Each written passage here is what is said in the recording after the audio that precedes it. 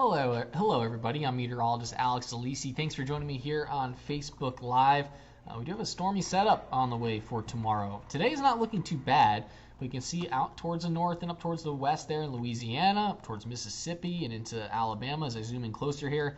That red box there, that's a tornado watch. All the smaller red polygons there inside that thin red box, those are all tornado warnings. So watching quite the stormy activity. Flood warnings also in effect all over, flash flood warnings, as all these storms continue to track up towards the north and out towards the east. As this line works its way down to the south, this will continue to weaken. I'm not expecting all this energy to pour into central Florida, so I don't expect to see a widespread tornado risk like we're seeing up towards the north, but we are going to be watching out for some strong gusty winds. Closer to home, let's start out here first. Looking pretty good across most of the area, though. Along the immediate coast, we are watching out for some spotty showers, mostly light drizzle out there. A lot of the rain is still offshore, but over towards the Cape, I was watching for some light showers. That since it's ended. Melbourne was showing some rain on the lens outside. Let's take a look if we can see this first. That's World Center Drive. Here's Melbourne. Still looking a little gloomy outside, but starting to improve. Most of that weather should stay off the coast. We'll continue to watch it. But again, for us for tomorrow, this is what the main concern is going to be. That cold front sweeping its way through, that's going to start out tomorrow morning and bring us that risk for scattered severe weather. So level 2 out of 5 there on the severe weather risk chart. Isolated risk from I-4 down towards the south and the east. Most of us to the north will be watching out for that scattered risk. And what does that mean? That means we will be watching out for a few storms to be severe, mostly watching out for severe winds.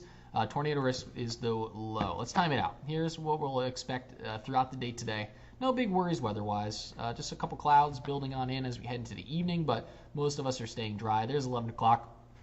Again, getting quite cloudy out there. As we go through the morning, 7 o'clock, morning drive to work and out towards the bus. Or, I don't know, are kids still at school right now? Might be winter break. Unsure about that. If the kids have to be at the bus stop tomorrow, it is going to be fine. The weather should be beautiful out there, but as we get later towards 10 o'clock, that's when the storms start to move on into the West 2 viewing area. Right near Marion County, knocking on the door there as early as 10. By around 11:30 noon, we're going to start to see those showers and storms building down towards the south. I think this is a little slower this last run. I think it's going to be a little bit faster, and I think by 2 o'clock along the I-4 corridor, we'll be having to watch out for those torrential downpours and those scattered, potentially severe storms with the strong gusty winds. As we go towards 4 o'clock, heavies of the rain start to move offshore for the most part, but we are still watching out for an isolated stronger storm there in Volusia County, heading towards Osceola and Brevard counties by 7, and then as we head towards 10:30 to 11 o'clock, it's wrapped up. It's done with. We should be good. And up towards the north, already seeing clearing conditions. So the timeline for the stormy weather, again, 8 a.m. to noon in the north part of that green shading. Again, Marion County expecting more of those impacts starting around 10 o'clock, and then southern Marion County, northern Lake, Sumter counties there around the noon hour. That begins to move down across the I-4 corridor through noon to 4, and then by 4 to 7 o'clock, it's moving on out of Osceola and Brevard counties. So again, the main impacts for this going to be the strong gusty winds, about 40 mile per hour plus, expecting that, and then watching out for those severe winds. That's 58 mile per hour plus winds there. That's a medium risk. Again, I wouldn't be surprised if we see some severe thunderstorm warnings issued tomorrow, and that's for that main threat of the severe winds. A tornado threat and a hail threat, again, on the low side. The dynamics aren't quite there, and that line will continue to weaken as it builds down towards the south. Over the next 4 days, though, it's really going to bring a change to our temperatures. We've been in the low 80s the past few days, 82 tomorrow. By Friday, down to 70. It's a 12-degree drop. Saturday and Sunday, even cooler. We're going to be staying in the 60s. So hopefully you have that winter wear ready, because this weekend you're going to need it. We're also going to need the rain stuff on Saturday still. Friday's looking absolutely gorgeous, but Saturday we'll be watching another system moving through.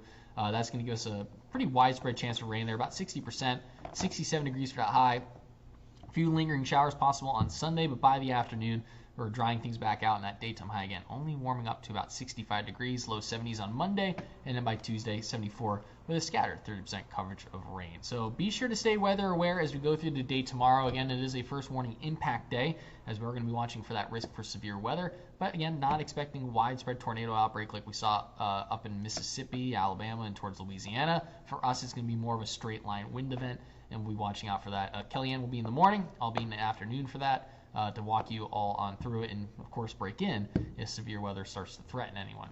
Tonight, I will be on West 2 News at 4 o'clock. Eric Burris will be joining around 5 o'clock for all the evening shows. Be sure to tune in then. And, of course, we'll bring you updates throughout the day and into tomorrow, both on Twitter and on Facebook, so join us there as well. Hopefully, everyone is having a great Wednesday afternoon, and hopefully we'll all have a great end of the week as well. I will see you guys today, West 2 News at 4. See you then, guys. Bye.